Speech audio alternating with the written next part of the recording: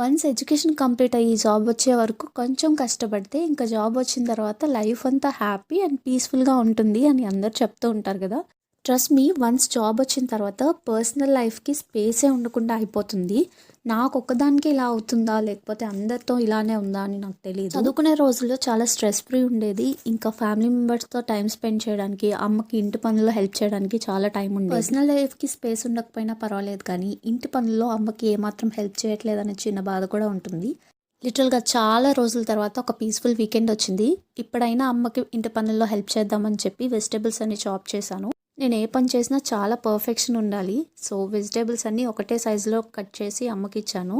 వంకాయ tomato curry, దొండకాయ curry prepare చేశారు. టేస్ట్ అయితే చాలా బాగుంది.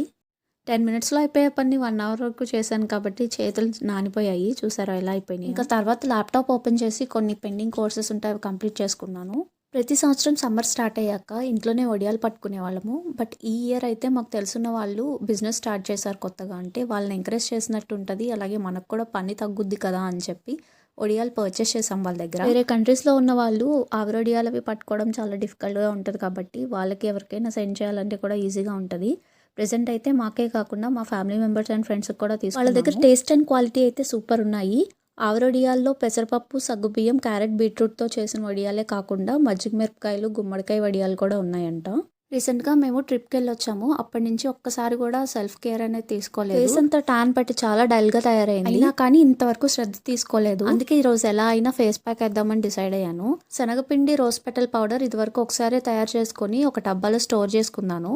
అది ఒక 1 స్పూన్ వేసుకున్న తర్వాత ఒక 1 స్పూన్ కాఫీ పౌడర్ వేసుకున్నాను. రెండింటిని వాటర్ ఆర్ రోజ్ వాటర్లో మిక్స్ చేసుకోవచ్చు. నేనైతే వాటర్లో మిక్స్ చేసుకుని ఫేస్కి అప్లై చేసుకున్నాను. ఇలా మిక్స్ చేసిన వాటిని ఒకసారి ఫేస్కి అప్లై చేసి బాగా స్క్రబ్ చేయాలి. ఒక 5 మినిట్స్ తర్వాత కొంచెం స్టిక్కీగా అవుతుంది. ఆ టైంలో కొంచెం వాటర్ పెట్టి మళ్ళీ స్క్రబ్ చేసి ఫేస్ వాష్ చేసేస్తే సరిపోతుంది. వన్స్ ఫేస్ వాష్ చేసిన తర్వాత నాకైతే చాలా రిఫ్రెషింగ్గా అనిపించింది. ఫేస్ ప్యాక్ వేసిన తర్వాత నాకు నేనే అద్దంలో చూసుకోవాలంటే భయం వేసింది. దయ్యంలా ఉన్నాను కదా. న్యాచురల్ ఇంగ్రీడియంట్సే కాబట్టి ఎలాంటి సైడ్ ఎఫెక్ట్స్ ఉండవు. ఇంట్లో దొరికే ఐటమ్సే కాబట్టి డల్ ఆర్ ట్యాన్ స్కిన్ ఉంటే మీరు కూడా ఒకసారి ట్రై చేయొచ్చు. కాఫీ పౌడర్ చాలా ఎఫెక్టివ్గా పనిచేస్తుంది. మీలో ఎవరైనా ఇప్పటికే ట్రై చేసి ఉంటే కమెంట్ సెక్షన్లో తెలియచేయండి రిజల్ట్స్ ఎలా ఉన్నాయనేది. నా స్కిన్ టైప్ చాలా సెన్సిటివ్, అందుకే ఎక్కువగా హోమ్ రెమెడీసే ప్రిఫర్ చేస్తాను. కెమికల్ ప్రోడక్ట్స్ వల్ల స్కిన్ డ్యామేజ్ అవుతుందనే భయం. ఇంకా తర్వాత ఈవినింగ్ స్నాక్ అయితే మొక్కజొన్న గింజలతో పాప్కార్న్ తయారు చేసుకున్నాము. జనరల్గా యాక్టివ్ పాప్కార్న్ కూడా ఉంటుంది, కానీ ఇలా కూడా ట్రై చేయొచ్చు. ప్రాసెస్ కూడా చాలా ఈజీ. ఒక మూకిల్లో మొక్కజొన్న గింజలు, ఆయిల్, ఉప్పు, పసుపు వేసి 5 మినిట్స్ మూత పెట్టేస్తే పాప్కార్న్ రెడీ అయిపోతుంది. ఈ video see in the next video. Bye.